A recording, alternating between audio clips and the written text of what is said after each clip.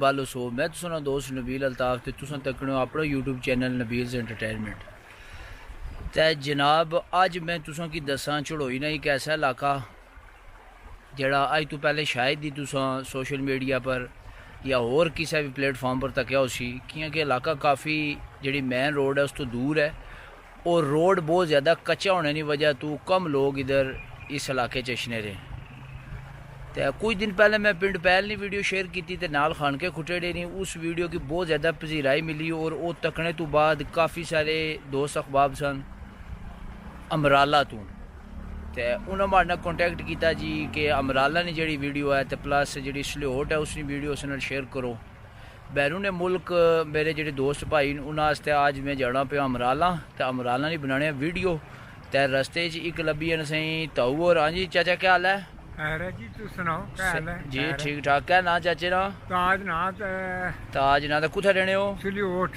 सल्योट बुला सल्योट है परला सल्योट नो सड़का पर रहने हो ते रूला प्रते हां उत्थे ते ए जनाब इथू नाल लबी है सनी ने भी उधरे जाना ते बुजुर्ग बंदे ते बाली दे मोटरसाइकिल पर नाल ते जुने सल्योट।